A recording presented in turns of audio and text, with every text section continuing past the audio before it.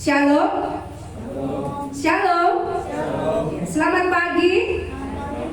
Bagaimana hari ini? Mendung ya. Puji Tuhan, hujannya nggak jadi deras. Tadi sebentar gerimis karena kami mau pergi dari rumah. Tuhan berkatilah supaya cuaca ini pun Tuhan yang punya ya. Jadi kita meminta supaya hari ini kita boleh nyaman beribadah ya. Kita bersyukur kepada Tuhan. Walaupun tubuh kita hari ini lemah, saya kira kita ini semua agak meriang ya karena flu. Tapi kita bersyukur Tuhan beri kita kekuatan. Ada kekuatan yang jauh, boleh sampai ya. Bapak datang dari Tanjung Langkat, puji Tuhan. Cuaca bagus ya Pak. Ya Bapak boleh datang kemari dengan baik. Ya yang sakit sudah boleh datang beribadah, puji Tuhan ya. Bapak Abel sudah boleh hari ini bergabung dengan kita. Yang lemah tubuhnya, hari ini mari kita kumpulkan kekuatan. Karena Tuhan juga boleh membayar semuanya untuk boleh menyelamatkan kita. Hari ini biar kita punya kekuatan yang sama, kita bersepakat, kita mau memuji Tuhan. Bagimu Tuhan segala pujian, segala kemuliaan. Kita menaikkan hormat kita dalam segala sesuatu, supaya hari ini kelemahan tubuhku tidak membuat aku tidak bersuka cita. Hari ini kita harus bersuka cita karena Yesus datang untuk menyelamatkan kita, memberi rohnya bagi kita, setiap orang yang percaya. Nomor 65.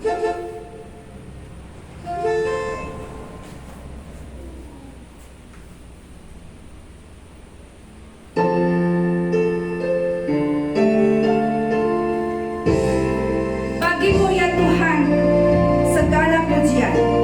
Mari kita naikkan lagu ini. Kita mau memuliakan Tuhan pagi hari ini. Kuserahkan tubuhku, jiwaku dan rohku. Hari ini aku mau memuji Tuhan, menyembah Tuhan.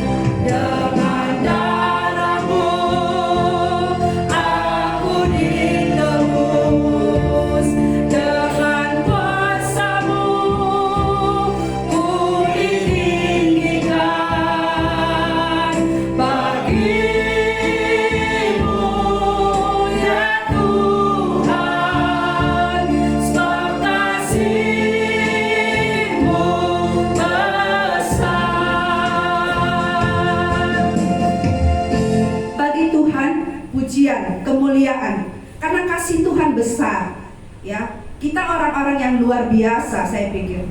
Kita percaya menerima Tuhan Yesus, Roh Kudus dimateraikan. Ya, ada Roh Allah diberi bagi kita.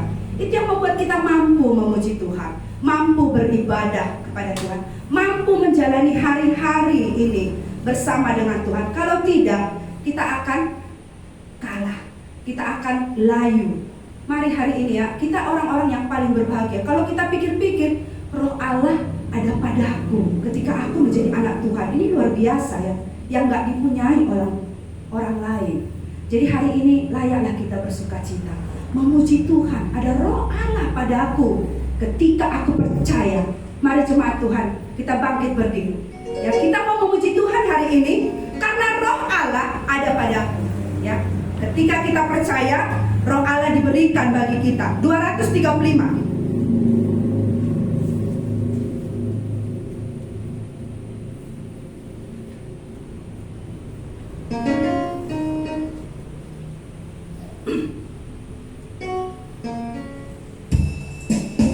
Pakai gerakan ya, lihat saya ke depan, supaya kita hari ini bersuka cita. Roh Allah ada padaku.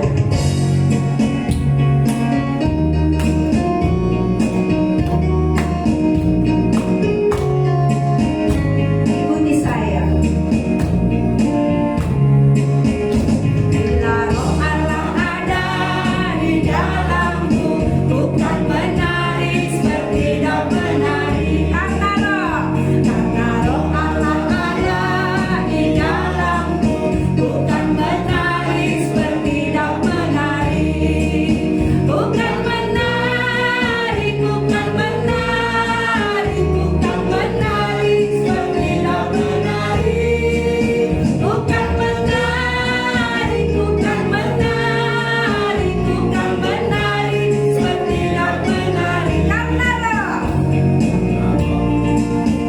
Karena Roh Allah ada di dalamku, bukan menari seperti daun menari. Karena Roh Allah ada di dalamku, bukan menari seperti daun menari. Bukan menari, bukan menari, bukan menari seperti daun menari. Bukan menari, bukan menari, bukan menari. Pemuda saja. Karena Roh Allah ada di dalamku, bukan menari seperti daun menari. Karena Roh Allah ada di dalamku, bukan menari. Orang tua.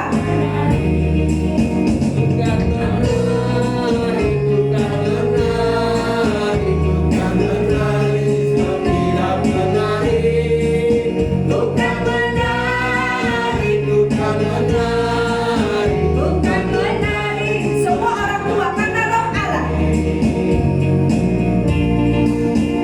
Karena Roh Allah ada di dalamku, bukan menari seperti daun menari. Karena Roh Allah ada di dalamku, bukan menari. Yuk sama-sama semua. Bukan menari, bukan menari, bukan menari seperti daun menari. Bukan menari, bukan menari, bukan menari seperti daun menari. Kenapa daun waktu itu menari? Kenapa kira-kira? Karena dia penuh sukacita ya. Dia menghormati Allah yang dia sembah. Roh Allah ada padaku. Makanya hari ini kita sanggup berjalan bersama dengan Yesus. Jalan serta Yesus setiap hari. Ada duka? Yes. Ada suka. Ada sakit, ada kesembuhan. Mari kita nikmati bersama dengan Tuhan. Kita nyanyikan 214. Jalan serta Yesus. Ini karena Roh Allah ada pada aku ini ya. Makanya kita sanggup jalan bersama dengan Yesus. Jalan serta Yesus ya. Hari ini kita selalu buat gerakan.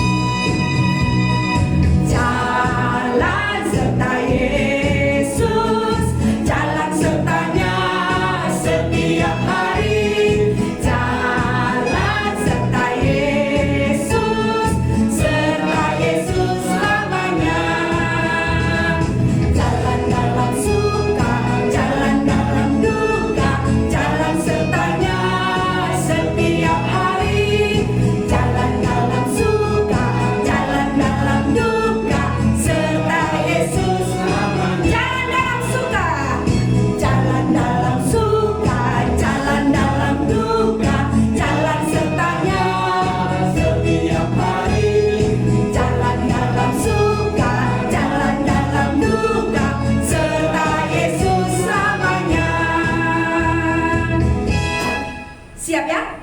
Serta Yesus selamanya. Jemaat kami persilakan duduk kembali. Percaya ada Roh Allah, kita sanggup berjalan bersama dengan Yesus.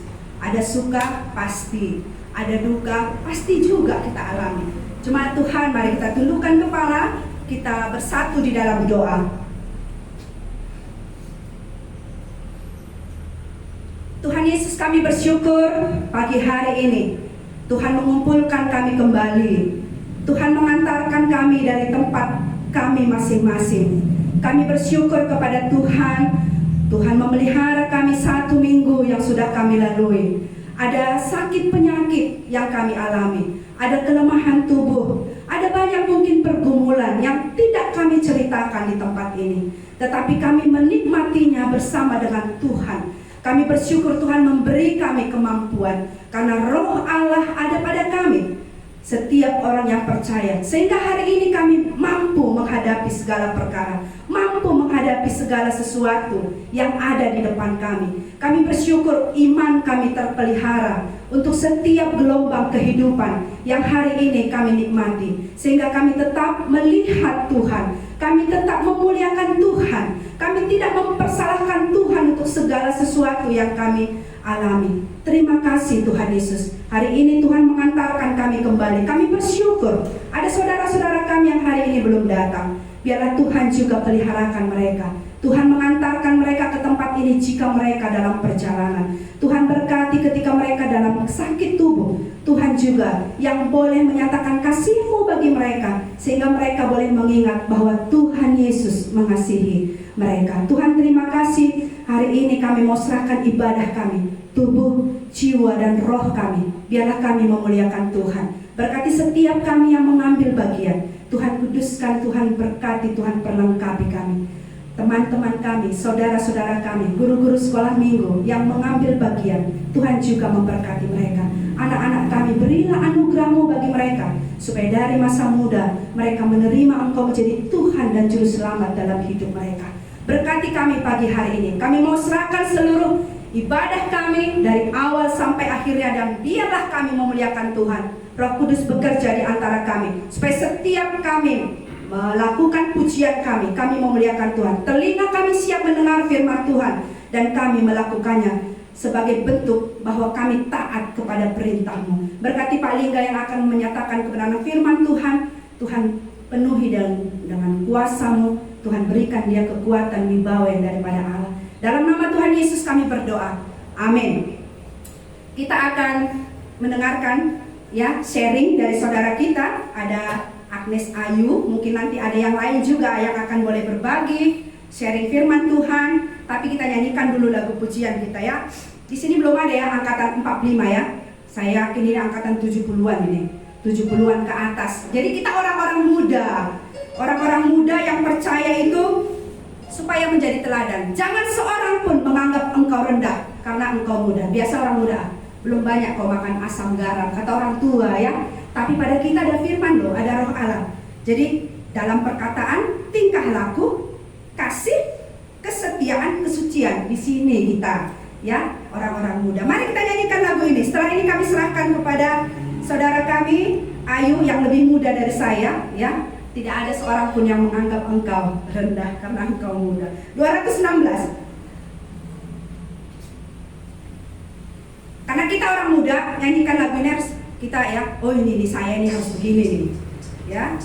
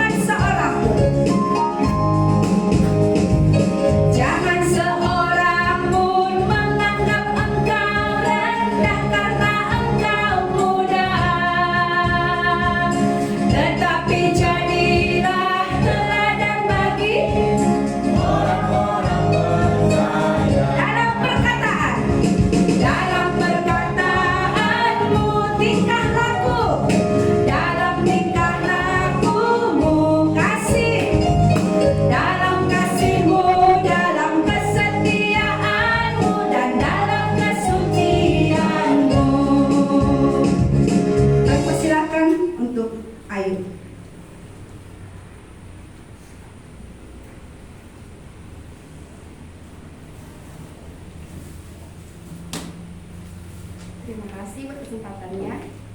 Ya, saya mau berbagi dari Markus ya yang pas kita jam doa kemarin. Ya, saya dapat berkat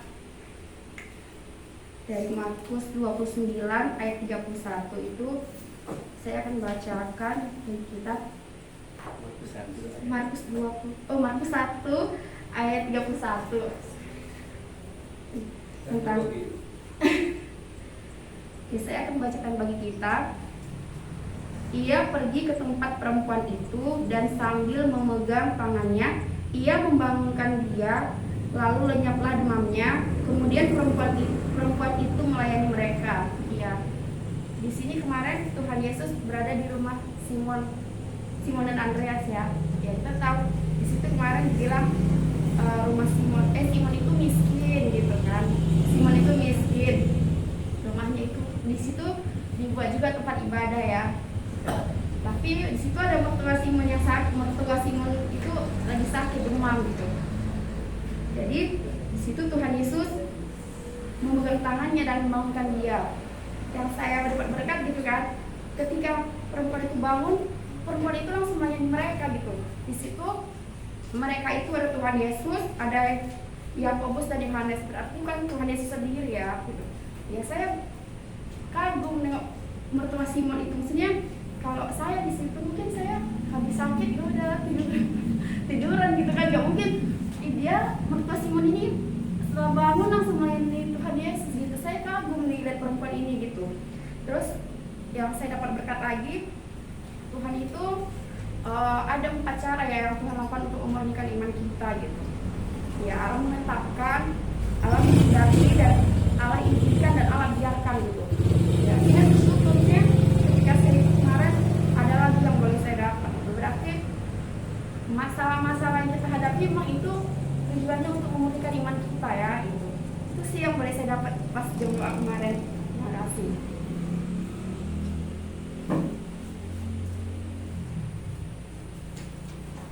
Terima kasih untuk Ayu ya yang boleh berbagi, orang muda yang mau melayani Tuhan. Ya adik. Ada lagi? Boleh satu orang lagi?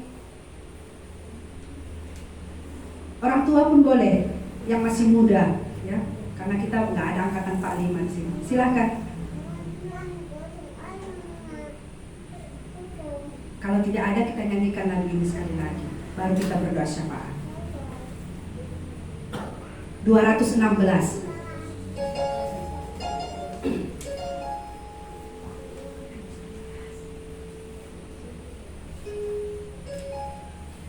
Supaya ini jadi komitmen kita ya. Aku harus jadi teladan supaya aku tidak dicela ketika memberitakan Injil, supaya nama Tuhan dipermuliakan. 216.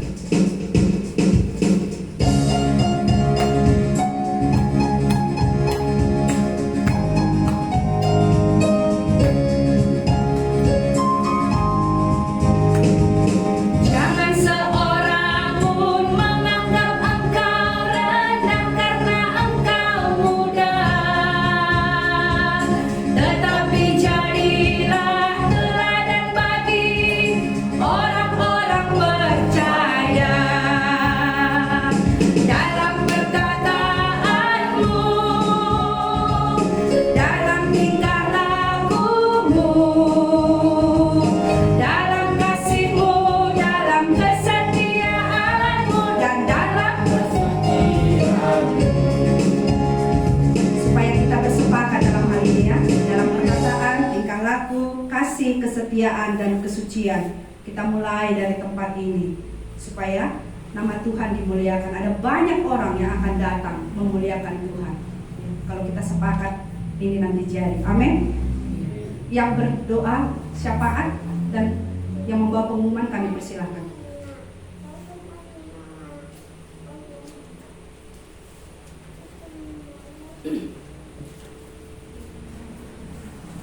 Baik Bapak Ibu, mari kita membuka warta kita. Kita melihat pengumuman dan doa. Yang pertama kegiatan. Ada beberapa kegiatan dalam satu minggu ini yang akan kita kerjakan. Yang pertama itu hari Minggu jam 8.30 ada ibadah pengembalaan anak dan dewasa. Kemudian jam 10.30 nanti kita akan mengadakan rapat Natal dan gotong royong. Jam 20 ada meeting pemuda remaja. Hari Senin jam 19.30 ada persekutuan doa permuritan. Kemudian hari Selasa jam 15 ada rumah belajar. Pada hari Kamisnya jam 15 juga ada PA pribadi. Jam 20-nya ada meeting pelayan pos gabungan Siskala, Tanjung Langkat dan Bahoro. Pada hari Jumat jam 13 ada rumah belajar dan jam 17 ada persekutuan anak Jumat Gembira. Kemudian hari Sabtu ada latihan musik, MC dan persiapan ibadah. Untuk doa kita bersyukur kepada setiap jemaat yang boleh dihantarkan Tuhan untuk boleh digembalakan di tempat ini, diberikan. Ya, kemudian kita berdoa juga nanti untuk pengumuman minggu baik dewasa, anak sekolah minggu. Juga kita berdoa dalam pengumuman pribadi yang dilakukan oleh Tuhan dan tim. Kemudian kita berdoa juga untuk ada beberapa jemaat Tuhan yang mengalami sakit supaya Tuhan memberikan kekuatan dan kesembuhan. Kemudian juga kita berdoa untuk keuangan jemaat ya. Juga nanti kita doakan rencana rapat Natal. Kemudian pada hari Sabtu tanggal 8 Oktober itu ada seminar remaja yang diadakan di GHI. Kita berdoa untuk cara, peserta, cuaca, tempat dan alat yang digunakan. Baik, mari kita berdoa. Kami mengucap syukur kepada-Mu Tuhan Allah pencipta langit dan bumi. Terima kasih Tuhan Yesus kalau pagi hari ini menyertai kami, menghantarkan kami ke tempat ini. kami bersama-sama di tempat ini memuji nama Tuhan. Biarlah pujian kami berkenan kepada Tuhan, dan kami bersyukur kepada Tuhan. Kalau 1 minggu yang lalu Tuhan menyertai kami, ada banyak kegiatan yang boleh kami kerjakan, supaya itu juga boleh menyenangkan hati Tuhan, boleh memberkati orang-orang yang ada di sekitar kami, supaya sungguh-sungguhlah kami menjadi saksi Tuhan di tengah-tengah dunia ini. Begitu juga Tuhan, kami berdoa, kami bersyukur buat jemaat Tuhan yang sudah boleh Tuhan hantarkan ke tempat ini untuk bersama-sama memuji, meninggikan nama Tuhan. Biarlah pujian kami ini boleh menyenangkan hati Tuhan. Biarlah kami berdoa untuk tiap-tiap jemaat Tuhan yang sudah boleh Tuhan hantarkan, yang boleh mengikuti semua acara demi acara yang boleh kami kerjakan. Bahkan kami berdoa ada banyak juga jemaat Tuhan yang hari ini mengalami sakit penyakit, mengalami kelemahan tubuh. Kami berdoa Tuhan yang memberikan kekuatan, Tuhan yang memberikan kekuatan bagi mereka. Bahkan obat yang boleh dimakan pun kiranya Tuhan yang menyertai, memberkati, supaya dipulihkan kembali, supaya di dalam keadaan yang sakit pun mereka boleh mengerti ada rencana Tuhan dalam hidup mereka. Bahkan Tuhan, kalau selesai ibadah ini juga, kami punya rencana untuk gotong royong dan rapat Natal. Kami berdoa juga Tuhan yang menolong kami, supaya setiap rencana yang kami kerjakan itu sungguh-sungguh menyenangkan hati Tuhan, dan kami boleh terberkati, bahkan kami boleh memberkati orang-orang yang ada di sekitar kami.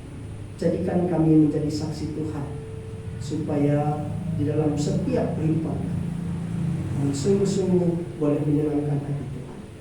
Terima kasih Tuhan. Begitu juga kalau pada tanggal 8 Oktober hari Sabtu ada rencana seminar remaja yang akan diadakan di Gianyar. Kami berdoa buat pembicara, kami berdoa buat cuaca, kami berdoa buat tempat alat yang digunakan. Kiranya Tuhan yang menolong, supaya rencana seminar remaja ini boleh membangunkan remaja yang boleh mengikuti. Mereka boleh mengerti, belajar akan kebenaran firman Tuhan. Apa-apa saja yang boleh mereka lakukan ketika mereka memilih Engkau menjadi Tuhan, menjadi Allah dan Juru Selamat mereka, supaya mereka juga boleh menjadi saksi Tuhan di tengah-tengah komunitas mereka. Terima kasih Allah. Kami akan melanjutkan ibadah ini. Sekali lagi kami berdoa buat hamba-Mu yang sudah Engkau siapkan, Engkau yang menolong, Engkau yang memimpin, supaya semua kami yang hadir di tempat ini boleh dimengertikan akan kebenaran firman Tuhan. Terpuji dan termulialah Engkau ya Allah. Demi nama Tuhan Yesus kami berdoa dan mengucap syukur. Amin.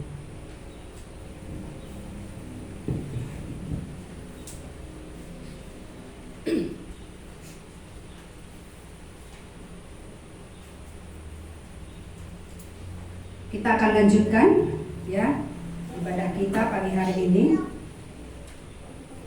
Atau ada yang mau berbagi? Boleh, waktunya masih ada walaupun sudah berdoa syafaat. Nanti hamba Tuhan boleh menutupnya dalam doa. Sebelum kita dengar firman Tuhan, kita akan siapkan hati kita, tubuh kita. Hari ini kita mau dengar firman Tuhan. Ya, belajar hati berkuasa. Sudah berapa kali kita? 22 loh sampai hari ini ya. Ini kalau tadi anak sekolah udah tamat ini, ya, udah tamat gelarnya profesor doktor, ya. Di sini dapat ini, kalau tempat lain nggak dapat, ya.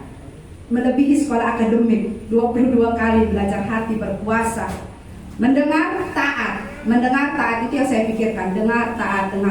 Ini yang harus saya kerjakan, ya. Jikalau kamu mengasihi aku, kamu akan menuruti segala perintahku. Itu kata Tuhan. Menuruti berarti saya suka baru saya kerjakan. Kalau saya nggak suka, saya nggak kerjakan. Aku suka lakukan perintahmu Tuhan. Kita akan mendengar firman Tuhan. Hari ini kita akan dilayani Bapak Pendeta Lingga Sinulingga. Kita memuji Tuhan dari nomor 304. Kalau mengasihi Tuhan, berarti kita nurut sama Dia. Nah, itu baru orang yang taat. Hari ini kita mau nyanyikan dulu. Ku suka lakukan kehendak-Mu Tuhan. Apa kita suka? Apa apa belum? Itu dijawab ya dalam hatinya. 304. Setelah ini kami serahkan kepada hamba Tuhan.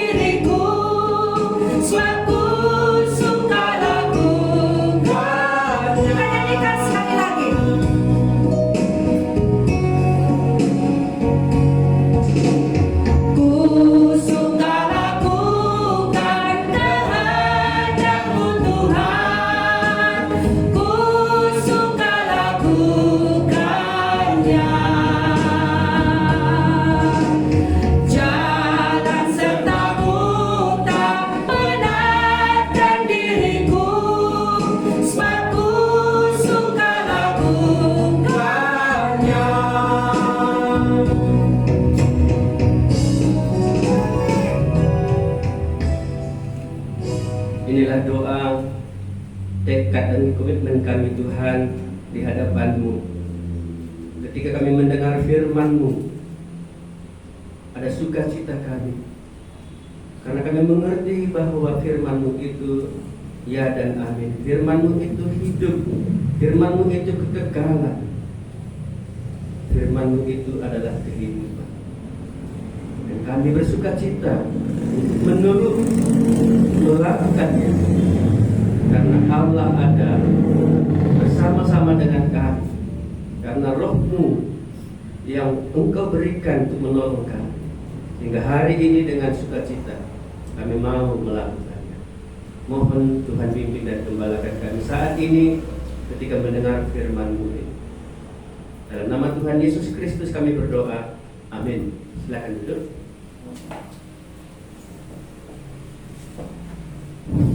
Shalom saudara sekalian. kita bersyukur boleh beribadah dan bersekutu bersama-sama. Kita juga boleh sharing dan tentunya kita melayani satu dengan yang lain. Itulah ibadah.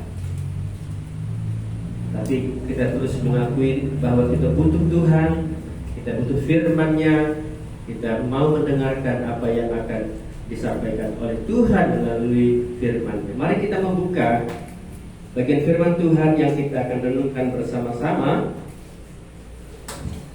dari Yohanes pasal yang ke-14. Injil Yohanes pasal 14.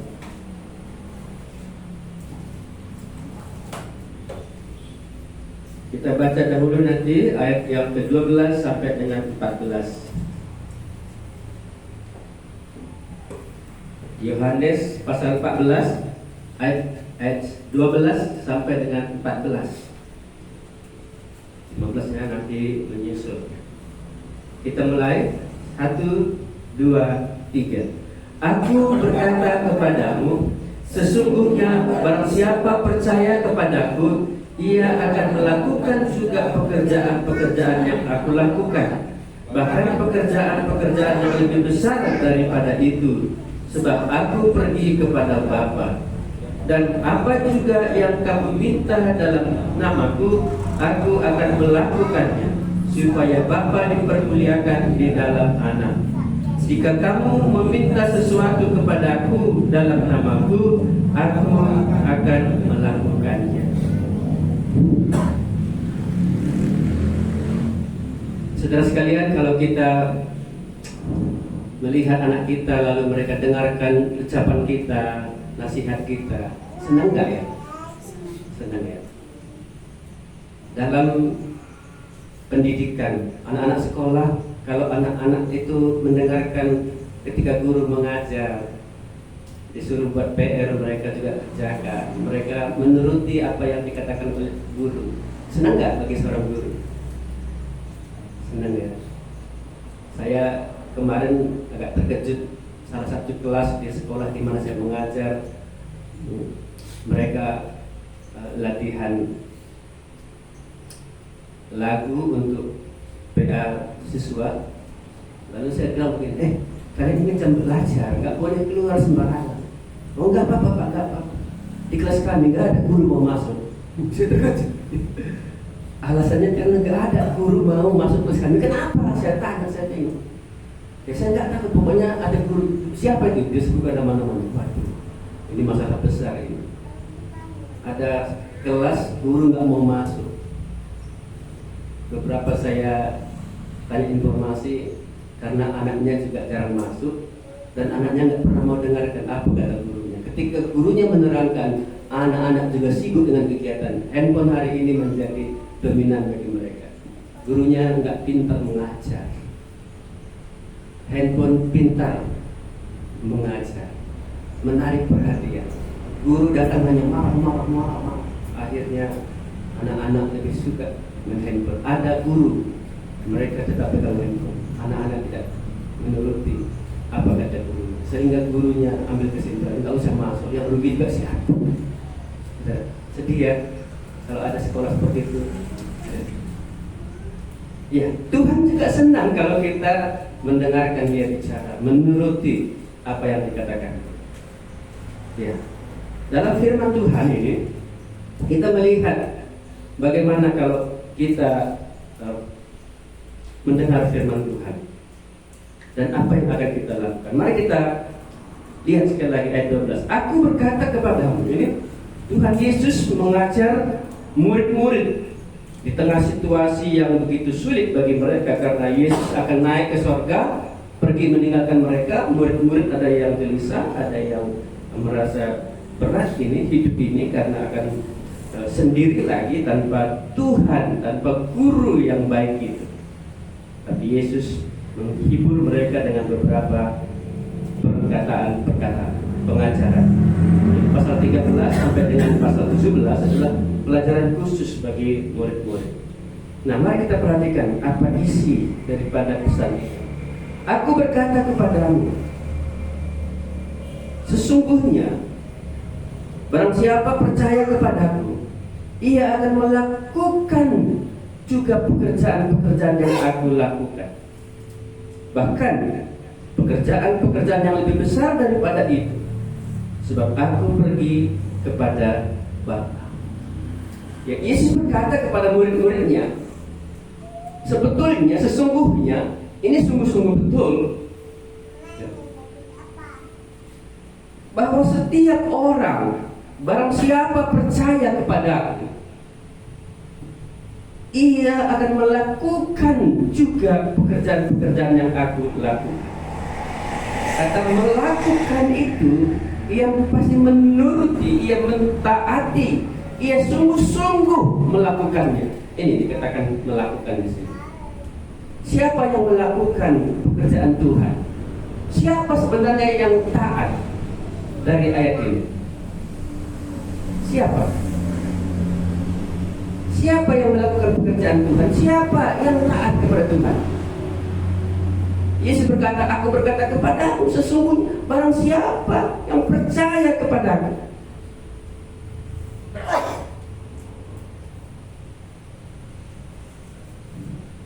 Percaya ada beberapa tahap. Percaya mungkin hanya di mulut saja. Ada banyak pengetahuan yang dimiliki itu di mulut. Kenapa? Karena otaknya bekerja hanya sampai di mulut saja. Sehingga percaya orang seperti ini umumnya sulit untuk melakukan, sulit untuk taat. Kenapa? Karena kekuatan mulut itu hanya kecil. Kekuatan di otak, di pikiran ini juga sebenarnya kecil. Tapi dunia membanggakan pengetahuan, ya, otak. Dunia membanggakan mulut. Padahal kekuatannya begitu kecil. Orang demikian ini sebenarnya belum bisa untuk taat, untuk melakukan pekerjaan Tuhan. Bukan saya benci dengan orang yang berbicara, yang berkata-kata yang sesungguhnya. Bukan saya benci dengan pengetahuan. Saya juga mencintai pengetahuan. Tapi jangan hanya sampai di situ. Percaya seperti ini tidak bisa taat kepada Tuhan, tidak bisa melakukan firman Tuhan. Otaknya akan berpikir kali-kali, kalau saya kerjakan saya dapat apa? Kalau saya nanti kerjakan saya sakit bagaimana? Kalau nanti saya berikan saya dapat apa? Dan lain sebagainya. Otaknya bermain. Maka percaya seperti ini umumnya tidak bisa taat. Yang kedua, ada orang percaya, betul-betul dia percaya sampai dalam hati, saudara. Sampai dalam hati. Dia mengerti apa yang dia percayai. Dia sudah sadar, dia sudah menerima, dia sudah mengerti apa yang didengar itu, yang disampaikan itu. Ini percaya, tetapi di hatinya ada satu ganjalan. Dia sudah terima, tapi dia belum bisa keluarkan, nggak ada kekuatannya untuk keluar. Orang seperti ini biasanya pelan-pelan, akhirnya jatuh. Percaya memang daripada Tuhan, dia menerima, tapi dia tidak bertahan. Masih ada rongga-rongga di hatinya itu. Satu kamar belum penuh dengan roh, belum penuh dengan Tuhan. Masih ada di hatinya sisi lain yang lebih penting, lebih prioritas. Mungkin keluarga, mungkin ada uang, penting sekali, atau mungkin pendidikan, gelar itu menjadi prioritas. Saudara, orang yang percaya seperti ini biasanya lambat laun dia akan jatuh. Percaya seperti ini, dia memiliki kekuatan yang tidak dipenuhi oleh roh. Tapi ada satu percaya yang menerima dalam hati dan segenap hatinya itu ia serahkan kepada Tuhan, yang dipenuhi oleh roh itu. Dan orang ini memiliki kekuatan yang luar biasa karena ada Allah yang mengendalikan hidupnya. Percaya dengan segenap hati Karena di hatinya ada kuasa yang daripada Allah, Roh Kudus yang mendorong dia untuk melakukan, sehingga dia melakukan kehendak Allah. Dia melakukan perintah Allah. Percaya dalam ayat ini artinya adalah percaya sampai kedalaman hati seluruhnya dan dikendalikan oleh Roh itu. Pisteu eis. Orang seperti inilah yang bisa melakukan perintah Allah. Tidak ada merasa berat untuk melakukan. Saudara, pada waktu kita percaya kepada Tuhan, ada satu benih ilahi, ya, ada yang Allah berikan sesuatu yang supranatural, keajaiban, sehingga manusia yang semula tidak berdaya sekarang menjadi berdaya. Dalam Yehezkiel 36 sudah kita pelajari bersama-sama. Pada waktu kita percaya Tuhan bekerja di dalam diri kita, Ia mentahirkan kita dari segala kenajisan dan dari berhala-berhala itu. Ternyata berhala-berhala atau dosa kenajisan itu membuat kita tidak berdaya sama sekali. Alkitab mencatat karena semua orang berbuat dosa dan telah kehilangan kemuliaan Allah, tidak ada daya, tidak ada kekuatan untuk mentaati Tuhan. Kita malah ikut dengan apa yang dikatakan oleh iblis. Sejak Adam dan Hawa hal ini terjadi. Allah menciptakan manusia dengan kuat kuasa luar biasa.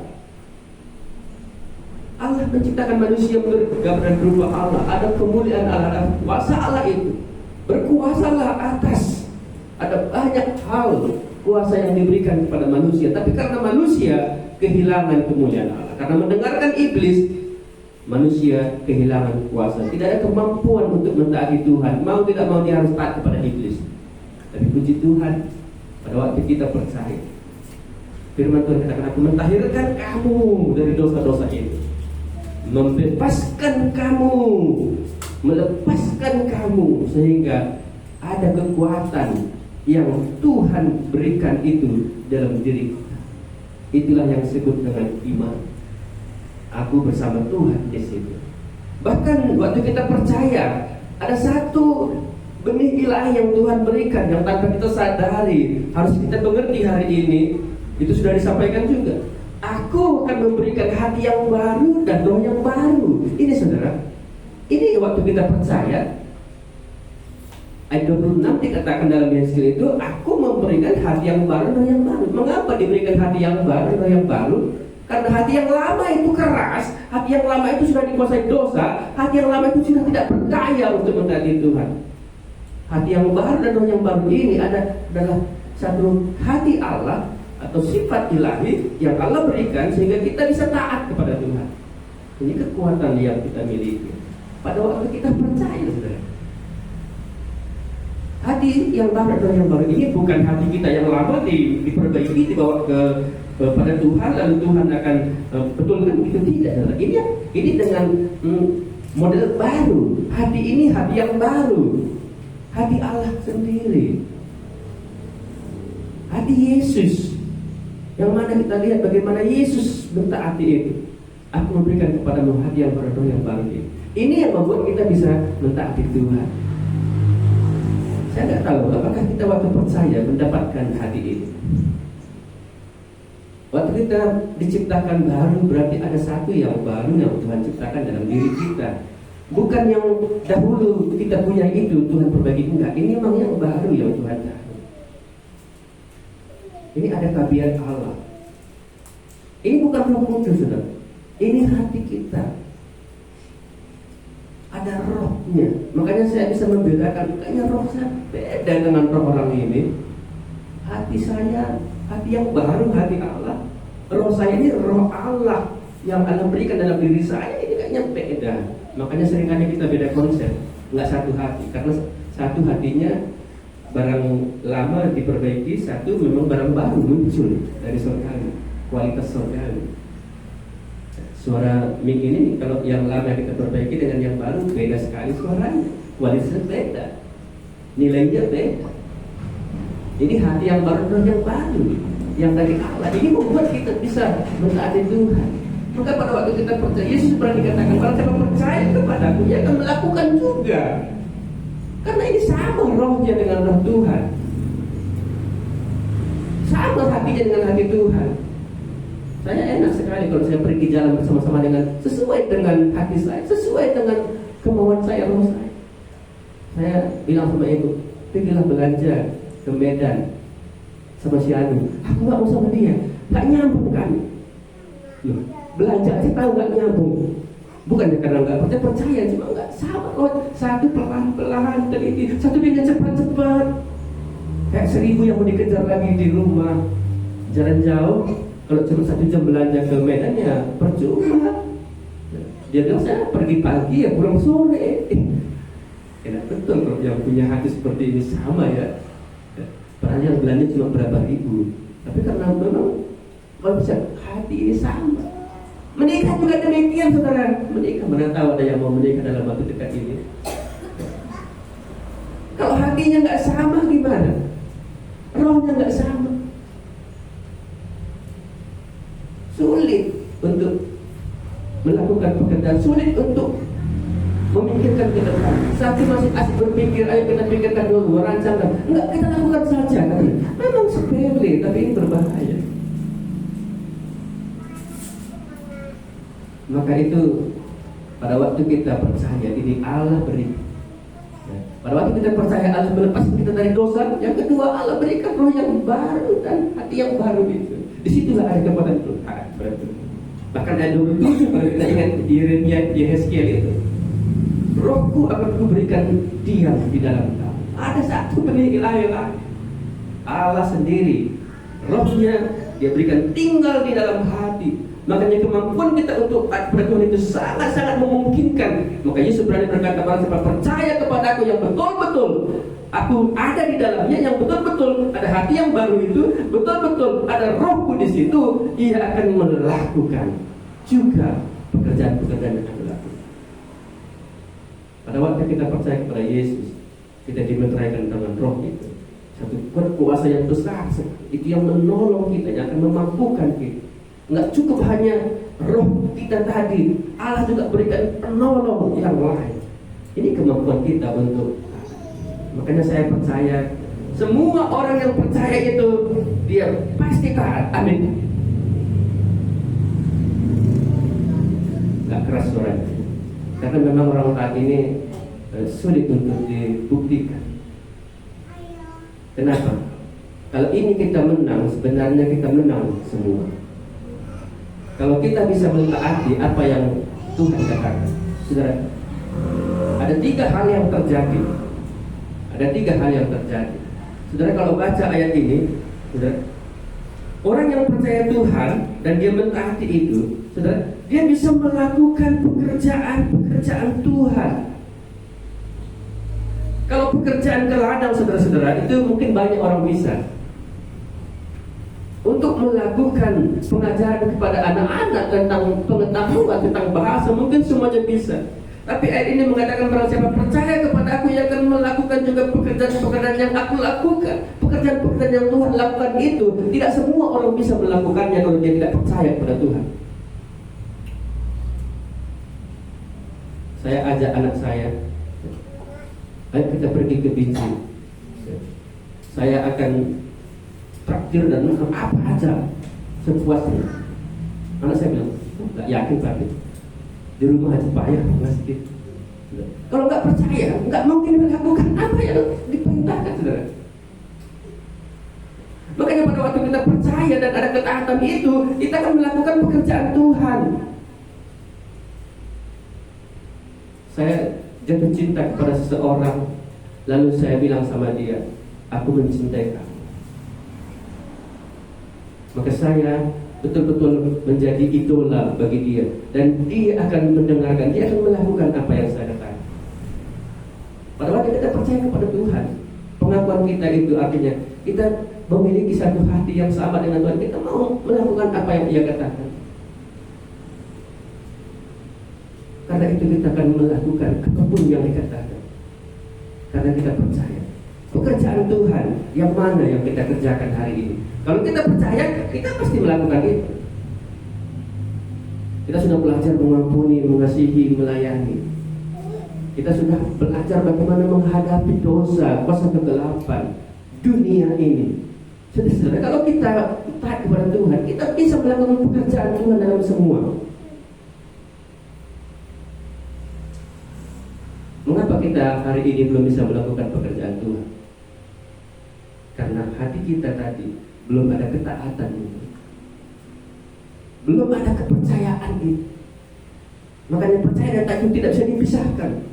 Kalau ada orang mengaku percaya tapi dia nggak taat, saya curiga kepercayaannya nggak sampai dalam hati dan dipenuhi oleh roh itu. Percayanya hanya separuh, setengah hati. Yang kedua, saudara, kalau saudara percaya, saudara taat. Firman Tuhan katakan, ayat yang ke-12 tadi, aku berkata kepadamu, sesungguhnya barang siapa percaya kepada aku, ia akan melakukan pekerjaan-pekerjaan yang aku lakukan. Yang kedua, bahkan pekerjaan yang lebih besar daripada itu. Ini luar biasa. Ini rahasia.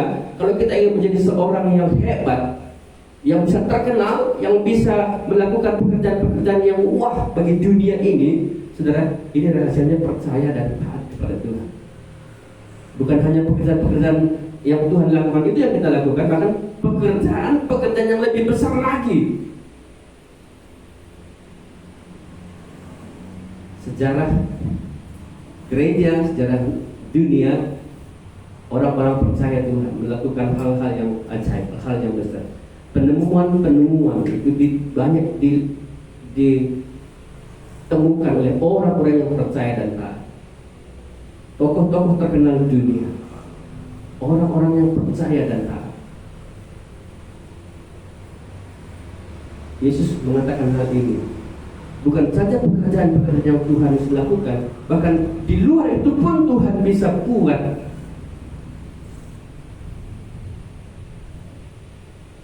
Yesus melakukan pekerjaan penginjilan, penyembuhan, pengusiran roh jahat. Orang-orang percaya bisa melakukan lebih lagi dari itu. Dari sisi kualitas, dari sisi jumlah, dari sisi materi, orang-orang percaya kepada Tuhan yang taat kepada Tuhan itu, Tuhan sudah rancangkan mereka menjadi pionir bagi negara ini, bagi dunia ini, melakukan pekerjaan yang besar itu. Gereja mesti sampai kepada ini, melakukan pekerjaan-pekerjaan yang lebih besar daripada ini. Meskipun para hamba Tuhan mengakui pekerjaan yang paling besar itu adalah menyelamatkan manusia berdosa. Ini pekerjaan paling besar. Dan salah satunya cara adalah bagaimana kita bisa menjangkau orang-orang termiskin di dunia pelosok sana yang belum terjangkau, yang belum mengalami kasih. Gereja bisa lakukan. Yesus hanya sekitar Yerusalem, sekitar Galilea, Yudea. Ada anak Tuhan hari ini sampai ke seluruh dunia. Itu lebih besar daripada Yesus lakukan. Bukan berarti kita lebih besar dari Tuhan, tidak. Pekerjaan yang lebih besar itu loh. Berapa orang dilayani Tuhan Yesus dari sisi jumlah? 5.000? 7.000? Murid-murid berapa? Billy Graham berapa? Rahasianya di mana? Waktu mereka percaya dan taat, sudah Tuhan katakan. Makanya ini adalah kunci keberhasilan, kunci kesuksesan seorang yang percaya dan yang taat itu. Mereka akan melakukan pekerjaan Tuhan dan mereka melakukan pekerjaan lebih besar daripada pekerjaan Tuhan Yesus sendiri. Yesus tidak merasa malu untuk mengatakan hal ini. Tapi kuncinya karena Yesus naik ke surga, dia kembali kepada Bapa. Sebab aku pergi kepada Bapa. Artinya apapun yang kita lakukan, Yesus dan Bapa itu sudah mengiyakan, sudah mengizinkan, sudah mempersiapkan itu. Dia naik ke surga. Saudara, hari ini anak Tuhan, orang-orang muda harus bisa percaya dan taat, supaya orang-orang muda yang punya banyak waktu ini akan melakukan pekerjaan-pekerjaan lebih besar. Mungkin kami hanya punya visi sampai untuk kecamatan, Tapi saudara bisa punya visi sampai kabupaten atau kota Madia, atau sampai kepada provinsi, bahkan negara, dunia. Kalau orang sudah merancangkan hari ini untuk tinggal di planet Mars, sudah saudara berani berpikir untuk tinggal di planet Pluto yang terjauh itu? Belum ada terpikir Pluto? Medan aja belum dikelilingi Pak, bagaimana saya sampai di Pluto sana? Indonesia saja belum pernah kelilingi beberapa kota, masa mau ke dunia, masa mau ke Mars? Saudara, hari ini firman Tuhan katakan kepada kita, pada waktu kita taat, ada kekuatan kita untuk mentaati Tuhan karena percaya kita bisa melakukan pekerjaan-pekerjaan yang lebih besar. Dan yang ketiga, kalau kita baca 13 dan 14, dan apa juga yang kamu minta dalam namaku, aku akan melakukannya, supaya Bapa dipermuliakan di dalam Anak. Jika kamu meminta sesuatu kepadaku dalam namaku, aku akan melakukannya. Tuhan seolah-olah berhutang, Tuhan akan melakukan apa yang kita minta. Waktu kita berdoa, Tuhan menjawab doa kita karena ada kepercayaan, ketaatan di situ.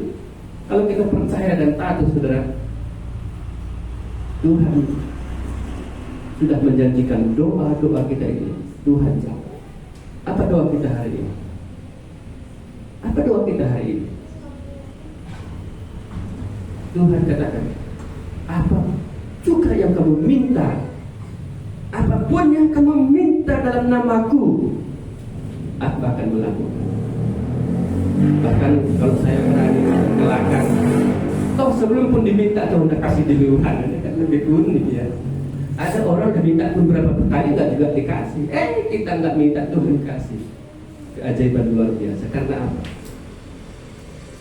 Karena ada percaya, taat ini.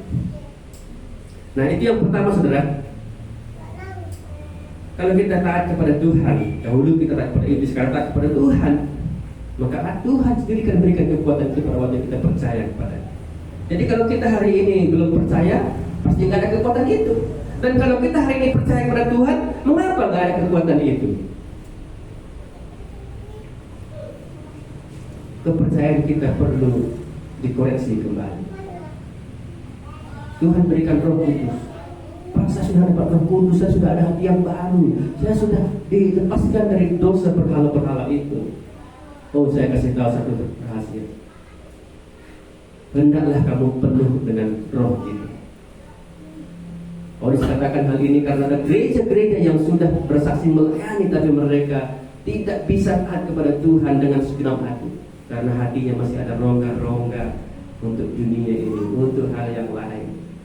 Tapi kalau dengan segenap hati, saudara akan mentaati Tuhan. Baik itu suami istri atau istri suami, mereka bisa tunduk, bisa mengasihi, taat. Orang tua dengan anak, anak dengan orang tua, ada hubungan yang baik, itu begitu indah sekali terjadi. Ada satu ketaatan anak kepada orang tua, ada kasih yang besar dari orang tua kepada anak.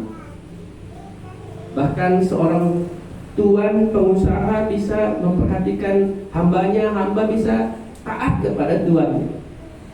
Jemaat dengan gereja itu dengan Tuhan dalam gereja itu terjadi hubungan yang baik, ada ketaatan itu. Itu kalau kita dipenuhi oleh Roh. Kalau kita betul-betul sudah memiliki Roh Kudus dan kita diberikan hati yang baru dan kita sudah dilepaskan dari berhala-berhala. Sumber kekuatan kita dari hati kita paling dalam Tuhan taruh. Itu sebabnya kita bisa taat kepada Tuhan. Jadi kekuatan kita bukan dari mulut, bukan dari pikiran, tapi dari Tuhan yang Dia taruh dalam hati kita. Maka biarkanlah Tuhan mengendalikan penuh dengan Roh itu, sehingga kita bisa taat kepada Tuhan. Kalau kita taat, kita bisa melakukan pekerjaan Tuhan. Kalau tidak taat, kita bisa melakukan pekerjaan yang lebih besar daripada itu.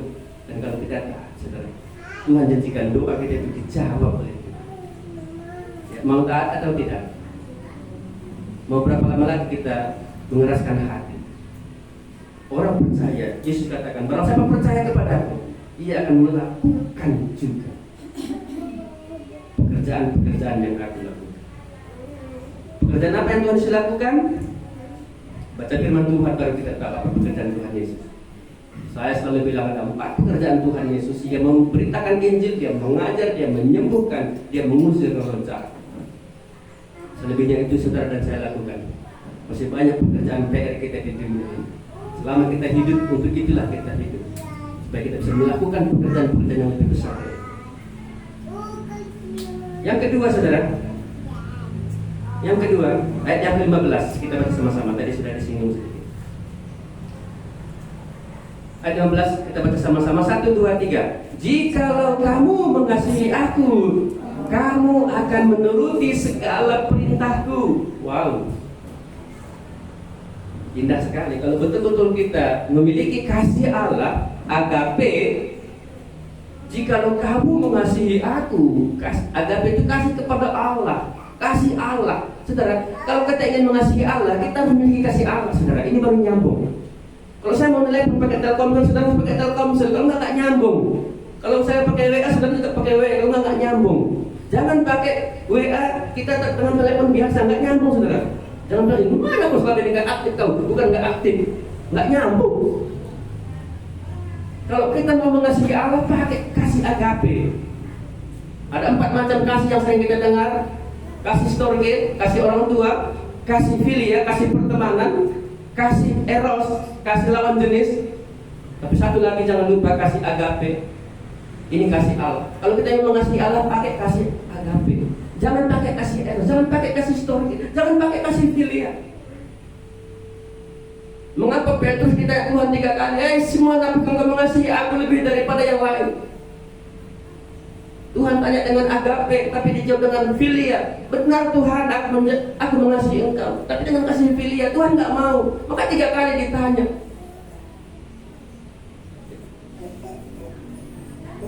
Makanya harus tandas, harus jelas dikasih apa yang dimiliki. Petrus kan 3 kali menyangkal Yesus, makanya Tuhan juga bilang 3 kali. Iya betul. Tapi ada lebih daripada itu. Tuhan mau kita mengasihi dia dengan kasih agape. Agapao, aku mengasihi engkau.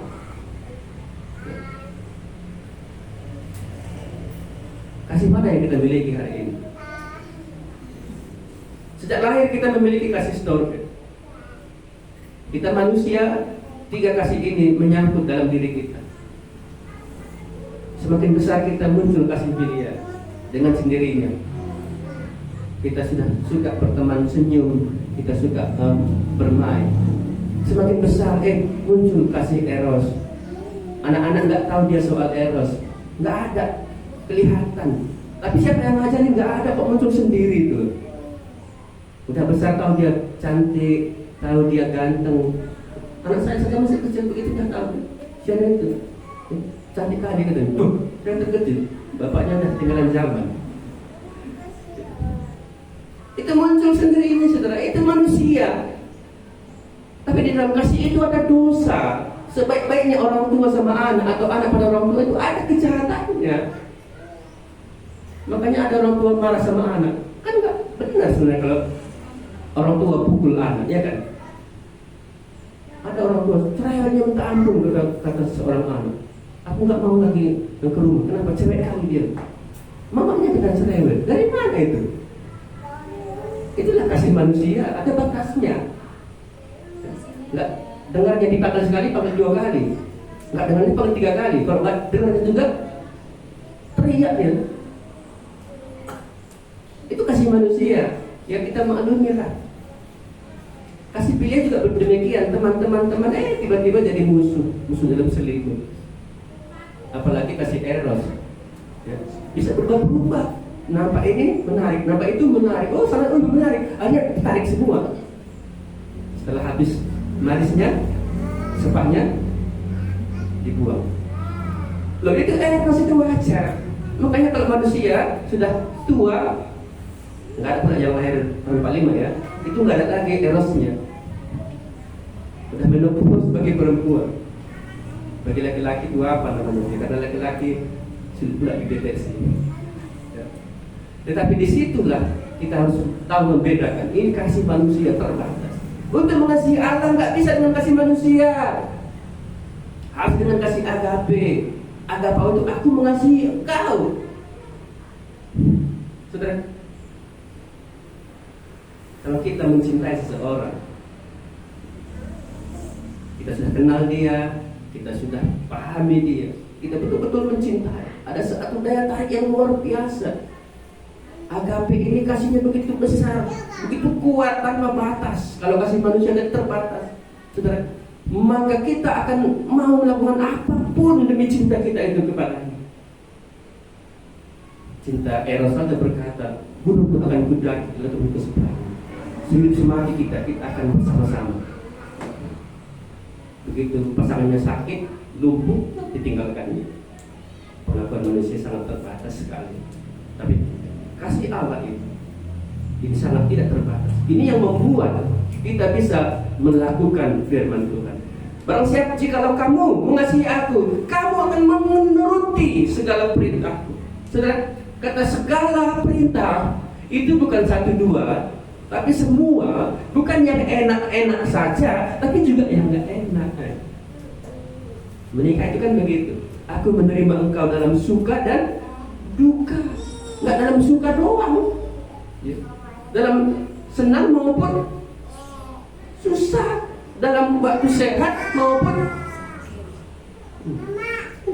yang sudah menikah sudah mengerti, yang belum ini harus dikasih tahu. Itu urusan pernikahan dalam rumah tangga. Urusan dengan Tuhan, segala perintahku. Makanya ada banyak orang bilang gini, aku nggak mau dengar firman Tuhan, aku mau dengar firman Tuhan. Kenapa? Semakin banyak yang aku tahu, semakin aku nggak berani melakukannya. Kenapa? Karena dia tahu berat. Tapi kalau ada kasih Allah, cinta itu nggak ada yang berat, saudara. Nggak ada yang berat kalau ada cinta. Sepiring berdua, nggak masalah ada cinta. Tidur beralaskan koran, coba koran, saudara, koran. Sekarang ini koran udah mau habis. Jadi harus cari yang baik, ya. Mau demi cinta, saudara. Kalau menuruti firman Tuhan, semua perintah Tuhan, nggak ada yang sulit, nggak ada yang berat. Surat Yohanes berkata, firman Tuhan itu tidak berat, ringan. Yesus berkata, perintahku kok yang kupasang itu enak dan ringan. Saudara, kalau sudah ada cinta itu nggak ada yang berat. Amin. Apalagi kita punya cinta Tuhan, agape. Gak ada yang berat dengan Tuhan, dengan firman Tuhan. Sebulan selesai baca Kejadian Wahyu, gak berat, saudara. Jansung punya pengalaman itu. Bagi kita berat. Mata sudah mulai kabur, Pak. Lapar. Listrik padam, Pak. Banyak alasan. Setahu saya kalau lagi jatuh cinta, nggak ada yang berat itu. Kasih mendorong kita untuk bisa taat. Kasih Allah inilah yang membuat kita bisa menurut apa yang Tuhan katakan. 10 perintah Tuhan itu terlalu kecil kalau hanya itu yang kita pikirkan. Lebih daripada itu, Kejadian sampai dengan Maliaki kita bisa lakukan. Kejadian sampai Wahyu bisa kita lakukan. Tidak ada yang berat. Ini yang Tuhan mau bagi gereja, bagi orang-orang percaya itu. Ada kasih yang Tuhan taruh. Waktu Roh Kudus diberikan, Tuhan berikan kasih di dalamnya, ada buah-buah Roh, itulah kasih.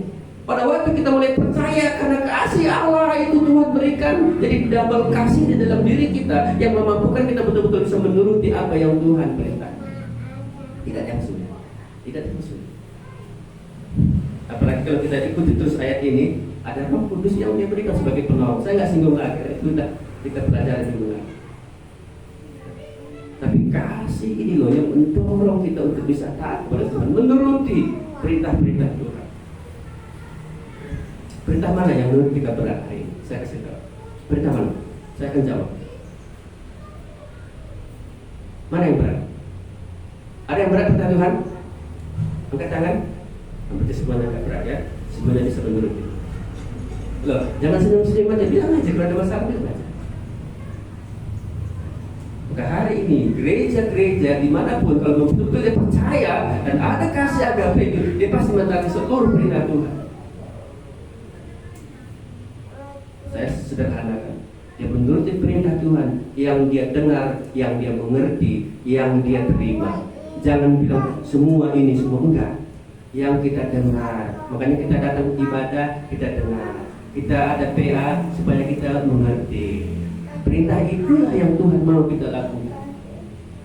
Kalau itu kita lakukan, saudara, seperti tadi saya katakan, dia bisa melakukan perintah Allah. Dia bisa melakukan perintah-perintah lebih besar, dan doa-doanya juga akan dijawab oleh Tuhan. Saudara mau melakukannya? Mau mentaatinya? Ini cintaku sama Tuhan hanya Dia.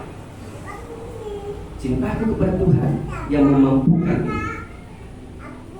Saudara tahu kekuatan cinta, kekuatan kasih. Saya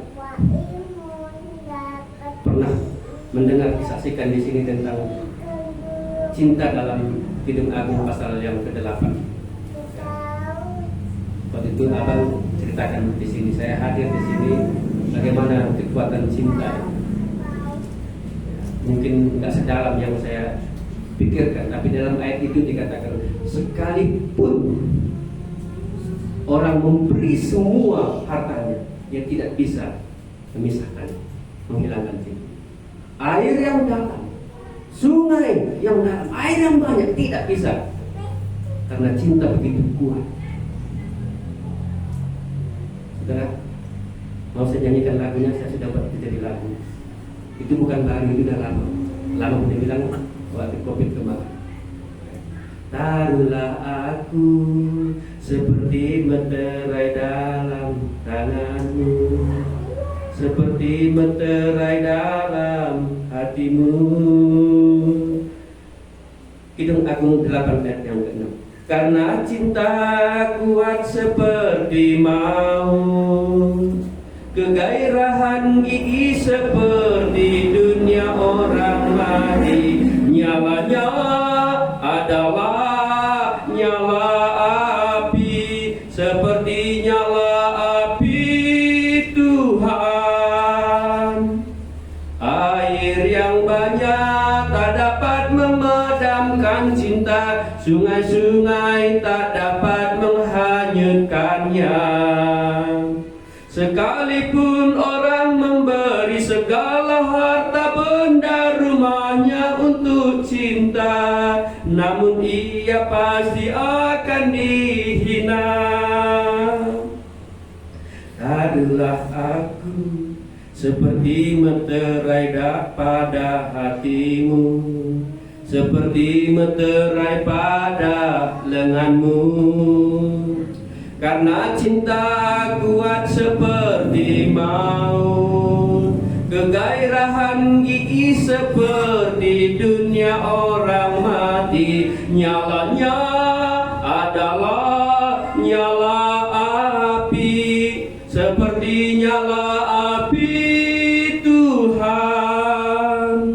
Air yang banyak tak dapat memadamkan cinta, sungai-sungai tak dapat menghanyutkannya. Sekalipun orang memberi segala harta benda rumahnya untuk cinta, namun ia pasti akan dihina. Saudara, kekuatan di sini kita, kekuatan kasih memampukan kita untuk menurut segala perintah Tuhan. Kasih agape. Kalau kasih manusia sangat terbatas. Meski demikian, saya tahu Tuhan akan berikan rohnya untuk menolong kita, supaya daya serang dari hati kita yang mementaati itu menjadi lebih kuat lagi. Karena kasih itu bersumber dari roh. Buah roh adalah kasih. Yang ketiga, saudara, saya yakin ada setelah kita mendengar 3 kali tentang ketaatan ini, kita betul-betul akan diubahkan Tuhan menjadi seorang yang ketiga dari Ibrani pasal yang ke-5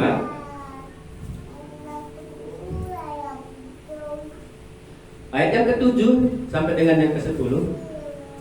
Mari kita melihat ayat itu, Ibrani pasal yang ke-5. Kita baca bersama-sama ayat ini. Ibrani pasal 5 ayat yang ke-7 sampai ke 10. Kita baca sama-sama. 1, 2, 3. Dalam hidupnya sebagai manusia, ia telah mempersembahkan doa dan permohonan dengan ratap tangis dan keluhan kepada Dia yang sanggup menyelamatkannya dari maut, dan karena kesalehannya ia telah didengarkan. Dan sekalipun ia adalah anak, ia telah belajar menjadi taat dari apa yang telah dideritanya. Dan sesudah ia mencapai kesempurnaannya, ia menjadi pokok keselamatan yang abadi bagi semua orang yang taat kepadanya. Dan ia dipanggil menjadi imam besar oleh Allah menurut peraturan Melkisedek. Saudara sekalian yang kasih Tuhan, ayat ini menceritakan Yesus sebagai manusia ketika dia di dunia ini, bagaimana ia mentaati Allah Bapanya. Sebagai anak yang belajar taat, yang di dalamnya kita bisa contoh, meniru, meneladaninya. Kalau kita ingin meneladani Tuhan, meniru Tuhan Yesus, saudara, kita akan sanggup untuk menuruti perintahnya. Kita sanggup untuk melakukan apapun yang Dia katakan. Ada anak remaja kami, dia sangat-sangat mengidolakan artis Korea. Dia hampir-hampir bisa melakukan semua apa yang dia lihat tentang artis itu. Dari pakaiannya, dia bicara juga hampir bahasa Korea. Dia tanya saya, karena saya pernah ke sana. Dia tanya saya bilang saya hanya tahu 2 kata. Ya, sarang ngewa, sarang tawon. Ya, selebihnya saya nggak tahu. Ya, kalau ya itu Y bahasa. Tapi dia ingin lebih banyak lagi. Dia tanya soal makanan Korea mana, enak enggak? Aduh, saya harus belajar lagi karena dia mengidolakan itu. Lalu dia bilang, itu Korea di mana? Untuk enggak dia tanya siapa presidennya, saya nggak tahu karena namanya ayah begitu disebutkan. Karena dia mencintai itu, pakaiannya sama, lagunya sama, bahasanya, makanannya dia tiru semua, saudara. Nggak sulit baginya. Kalau saudara mengidolakan seseorang, mau meneladani dia, saudara pasti bisa melakukan itu. Bisa tidak? Ya pasti ada usaha besar di situ. Itu dalam bagian ini yang kita renungkan bersama-sama. Kalau kita mau seperti Tuhan Yesus, kita berusaha untuk apa yang Dia buat itu kita buat, apa yang Dia katakan kita katakan. Unsur inilah yang membuat kita bisa taat. Kita mau sempurna seperti Dia. Tadi dalam lagu dari singgung ya, jadilah teladan dalam 5 hal tadi. Dalam perkataanmu, dalam tingkah lakumu, dalam kasihmu, dalam kesetiaanmu, dan dalam kesucianmu. Saudara, itu baru 5 dari sisi hidup Yesus. Kita harus belajar betul-betul seperti Yesus juga belajar. Tidak langsung serta-merta langsung kita bisa tak sempurna, tidak. Kita membutuhkan waktu, ini proses supaya kita sempurna. Dari awal kita percaya, kita mau mulai belajar perkataan seperti perkataan Tuhan Yesus. Dulu kita suka kali cakap kotor, cakap kasar. Sekarang kita dengan lemah lembut bicara. Puja ada yang dulu. Kemana kau? Kan beda. Ini dari bicara. Hah? Oh iya, kita batas 1, 2, 1 kali. Ya, total. Ya, mungkin ada suku lain. Tapi kita bisa dari perkataan kita tahu, saudara. Dari pekerjaan perbuatan kita tahu mana orang percaya, mana yang taat. Dia mau meneladani Yesus Kristus. Saya pernah membuat sebuah puisi waktu saya masih SMA, Pangeran Kelemah Lembutan, saudara. Dari mana kelemah lembutan itu? Karena saya percaya Tuhan, saya tahu ini buah dari Roh Kudus, itu ada kelemah lembutan. Kami di daerah kami itu orangnya kasar-kasar, bukan hanya ngomongnya kasar, ya. Kerja pun kasar-kasar saja, kerja kasar cuma dia tahu.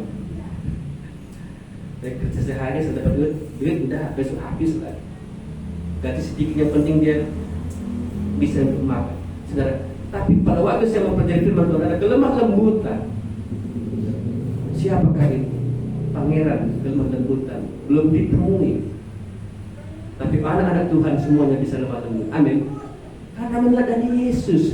Bagaimana Yesus ketika diperhadapkan dengan musuh-musuhnya, diperhadapkan ketika di kayu salib, dia tidak sedikit pun dia membalas, dia tidak marah, dia tidak berbuat dosa, dia bersikap lemah lembut.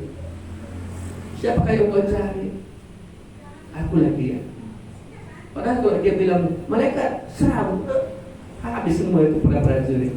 Tapi dia dengan lemah lembut dia mentaati. Dalam banyak hal kita perlu meneladani Yesus. Bukannya kepada anak-anak kita di sekolah minggu perlu diberitahukan tentang kisah Yesus dari kecil. Dari dia sebelum menjadi manusia juga kita ceritakan supaya mereka mengenal Yesus dan percaya, lalu mereka meneladani Yesus. Kita juga demikian perlu meneladani Yesus. Kita mau hidup sama seperti Yesus. Seperti apa ketaatan Yesus? Kalau kita baca dalam bagian ini, saudara, saya lihat kembali ayat yang ke-7. Dalam hidupnya sebagai manusia, ia mempersembahkan doa dan permohonan dengan ratap tangis. Yang pertama, saudara, ketaatan Yesus dia sebagai manusia, sebagai anak pada waktu, dia mempersembahkan tubuhnya, tapi juga mempersembahkan doa dan permohonan.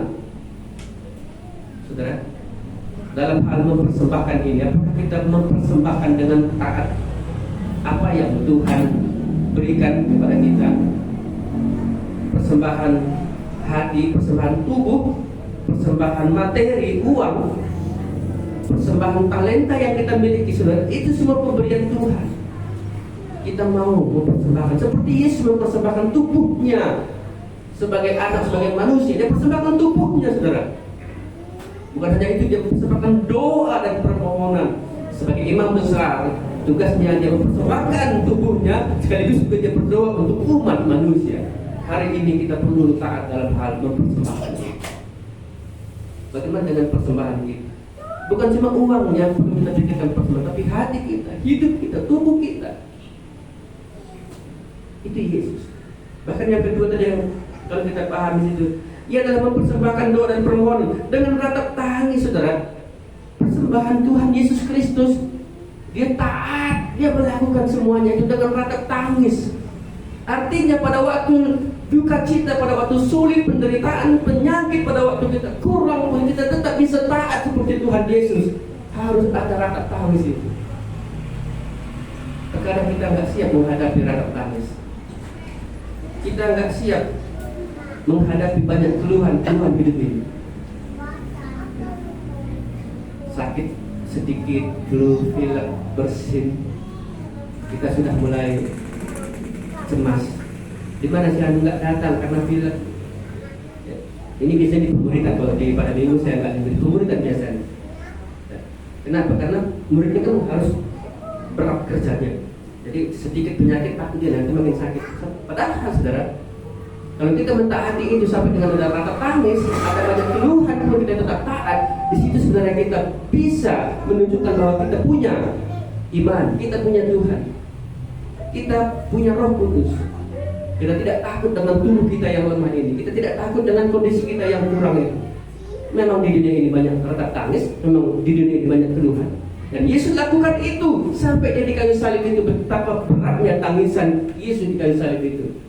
Ingat sebelum dia menuju kayu salib, dia berdoa di taman Getsemane sampai peluhnya dia mencucurkan darah. Dan Yesus taat di situ. Ya Bapa, sekiranya mungkin, tapi bukan kehendak, tapi kehendakmu yang jadi. Ada keluhan yang begitu besar, sekiranya boleh cawan ini berlalu. Ratap tangis ini menunjukkan bahwa Yesus betul-betul taat sampai di kayu salib itu. Dia siap menuju kayu salib.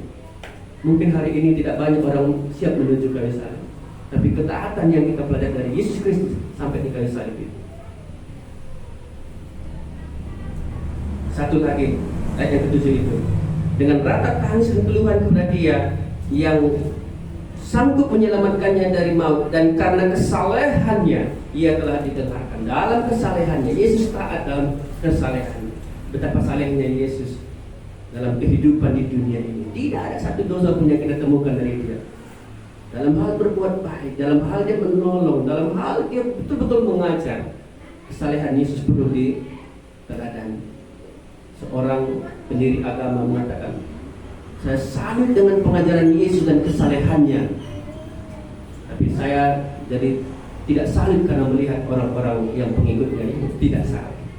Saudara, hari ini kita belajar dari Yesus, mentaati Dia dengan meneladani Dia, maka kita bisa melakukan. Dalam hal apa kita taat? Dalam hal persembahan tubuh, persembahan jiwa, persembahan materi kita, karunia kita. Dalam hal apa kita taat? Dalam penderitaan kita ada rada tangis, ada keluhan, kita tetap taat. Dalam kesalehan kita harus tetap taat. Seperti Tuhan Yesus, orang yang demikian akan bisa menjadi berkat besar bagi dunia. Kalau Yesus dia menjadi pokok keselamatan yang abadi bagi seluruh dunia yang percaya. Kalau kita bisa taat seperti ini, kita jadi pokok keselamatan bagi dunia ini. Dunia akan mencari dan menemukan kita, dan mereka baru bisa diselamatkan. Saudara dan saya, jikalau kita taat, kita bisa mengubah dunia ini, karena kita lah pokok keselamatan itu. Kalau Yesus dipanggil sebagai Imam Melkisedek, mungkin saudara dipanggil tidak seperti itu.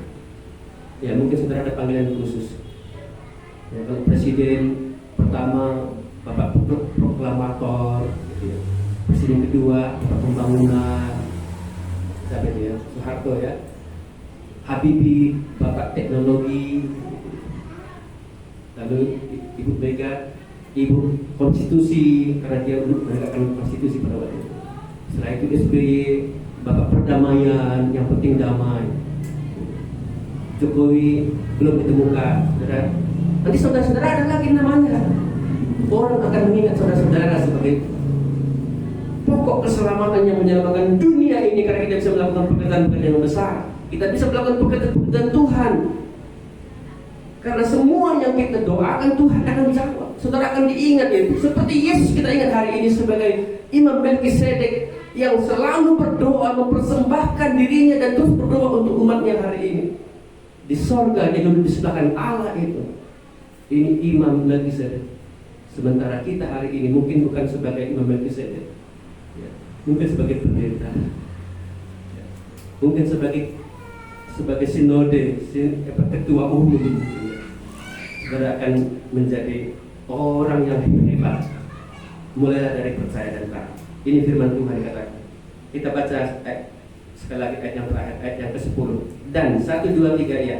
Dan ia dipanggil menjadi imam besar oleh Allah menurut peraturan Melkisedek. Saudara mau dipanggil apa? Dari percaya dan ketaatan saudara yang mau menerima Yesus, saudara akan dipanggil orang-orang percaya, anak-anak Allah, hamba-hamba Tuhan. Saudara akan dipanggil di surga itu. Marilah hambaku yang baik dan setia. Mari kita berdoa. Tuhan Yesus, terima kasih karena kami mendengar firman-Mu.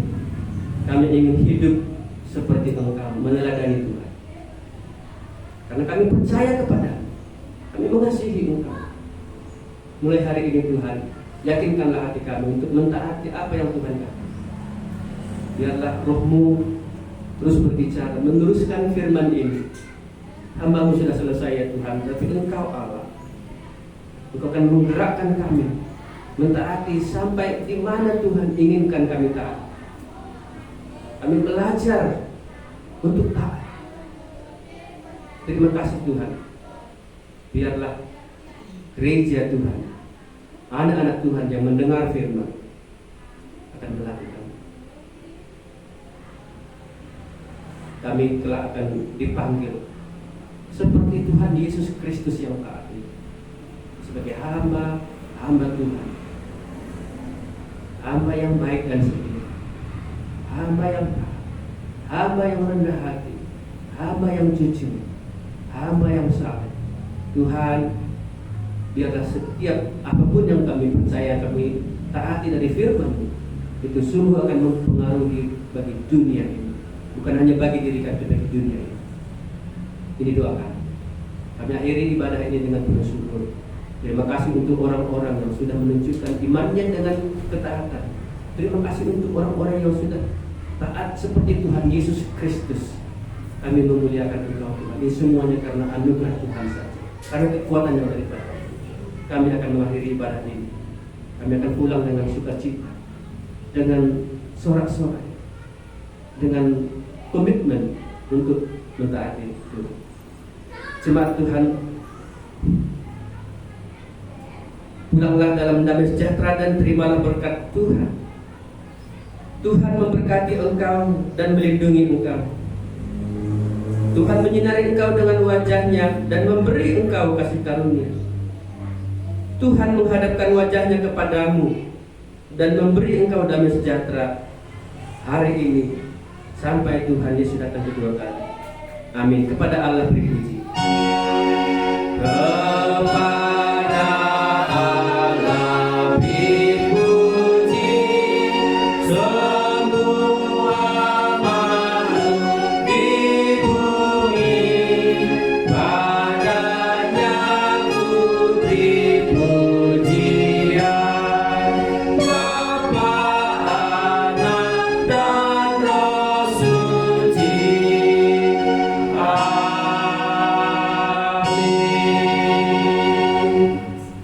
Baik, sampai di sini pada kita hari ini. Tuhan memberkati kita. Shalom.